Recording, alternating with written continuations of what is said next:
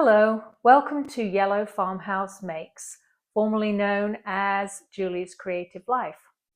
I'm Julie, and I live in the northern part of the United States with my husband and our dog Jim. It's been a while since I posted. We've had a lot going on. The last 3, almost 4 months, we sold and packed up our house up north and moved to a new house just a little bit further south, a couple of hours south, still in northern New England.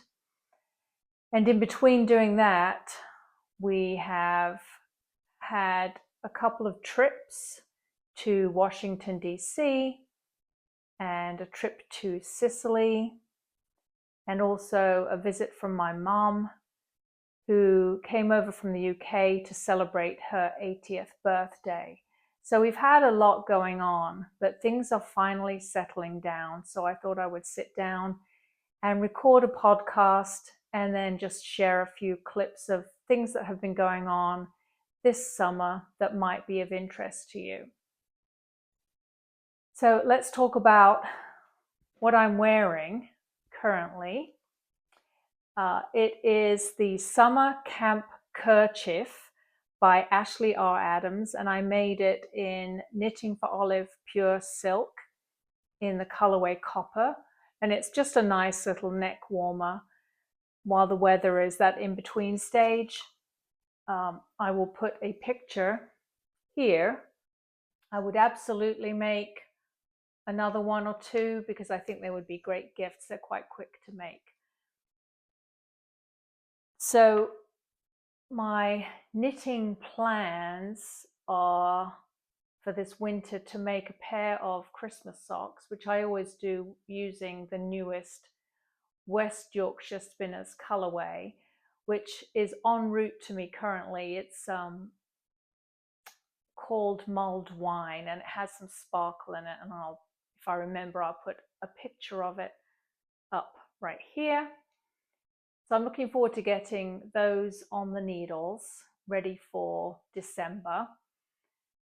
And the other thing that I'm planning to make is a shawl to wear to my son and his partner's wedding, which will be next September, early in September. And when I was visiting them in DC recently, I went to a lovely yarn store that I like to go to called Looped Yarn Works. And I picked up some Knitting for Olive cotton merino. I'm not sure the color's showing up very well. It's called Mint. So I have six of these. And my plan is to make the bamboo wedding shawl by Pearl Soho. And again, I'll put a picture of it right here. I think it'll be a nice wrap to put over my dress, which I haven't picked out yet. So I would imagine whatever I pick out will be in my favorite color, which is any shade of blue.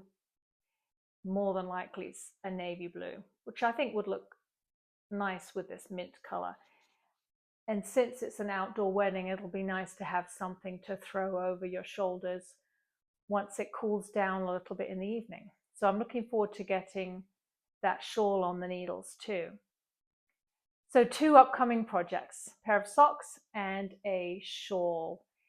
I'm also thinking about going through some of my stash to find some yarn to make some hot water bottle covers for Christmas gifts. I think I have enough of that Alaphos Lopi that I used to make slippers with a while ago to make some chunky hot water bottle covers. So I'm starting to feel a bit more inspired about getting crafting again. It was so busy before, I just didn't have the mental space to do anything. But now that things are calmer, I have more inspiration, and having gone to a couple of yarn stores recently and also a yarn festival, I came away feeling a little more inspired to get crafting again. So I'll share my progress as I get going on those projects. And in the meantime, the rest of this video will be various clips of things that I've been up to since I last recorded. So I hope you enjoy that, and I will catch you at the end.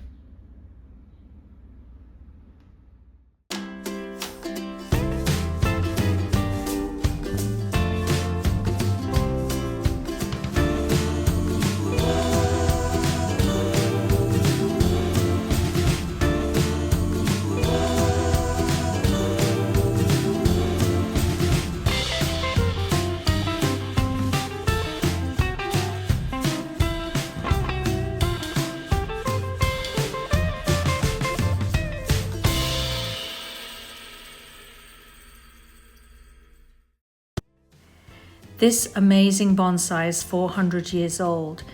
It's the Yamaki pine, and it was a gift to the American people during the bicentennial in 1976. It's 400 years old this year, and it survived the bombing of Hiroshima in 1945. It's amazing how resilient plants can be.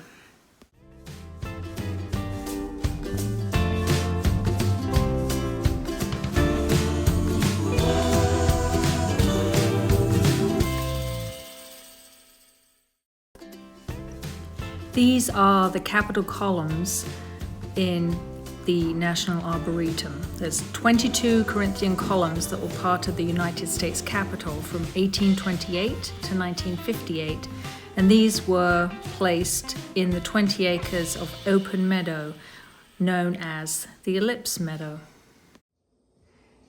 Today's task is putting a decorative film on the glass door fronts in the kitchen. I did this one just to see how it was going to work. This cabinet doesn't need to be done because it's going away when we get a proper hood vent. But I don't really like to see things on display, especially when storage is at a premium and not everything inside the cabinets is decorative. So I'll get on with that task today. I did finish the pantry one earlier too, so that's nice. I don't have to look at pantry items on the top shelf. So the trickiest thing is peeling the protective backing off of these things. I swear it takes me like 5 minutes to do it. It's a pain. Yes, it was a pain, but am I glad it's done? Absolutely 100%. It was a pretty inexpensive fix, even though it was a little fiddly, and I'm much happier now that I can't see what's behind the glass.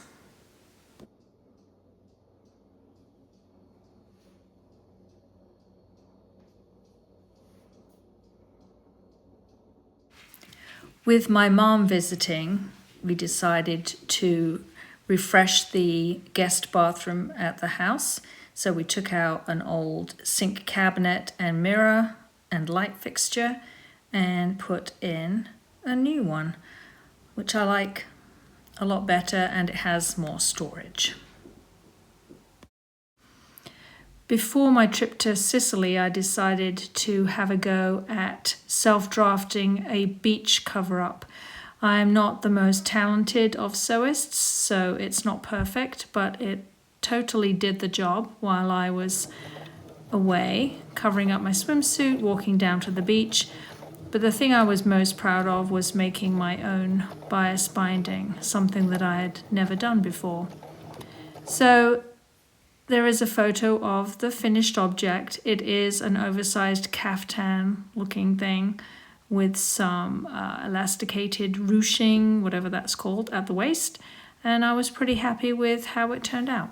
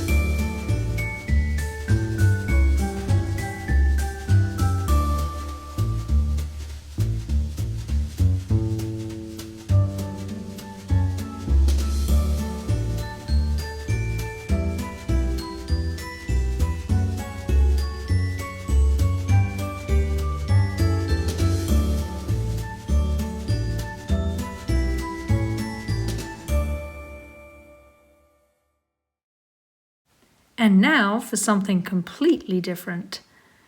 The Sheep and Wool Festival in the lovely state of Vermont.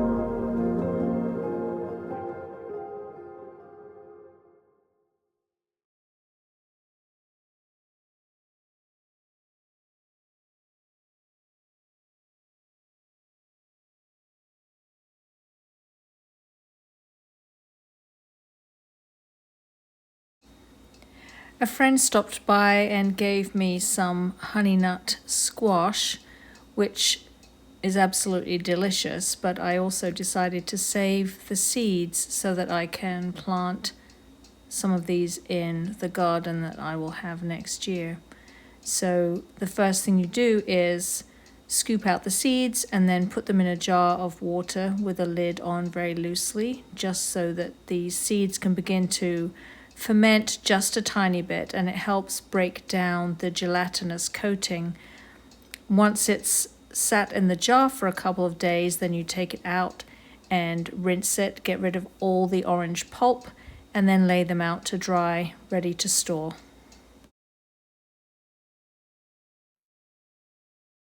Thank you so much for watching, and I hope that you enjoyed some of the snippets of things that I've been up to recently. And I will see you probably in about a month's time. I think that I was over ambitious trying to post a video every 2 weeks, just because I'm not the fastest crafter and my content diminished considerably. So I think once a month should be more than adequate. So I hope you stick with me, and thank you if you've come back for coming back. I really appreciate it. So until next time, happy crafting, happy knitting, enjoy fall or autumn wherever you are in the world, or summer if you're on the southern hemisphere, and I will see you next time. Goodbye.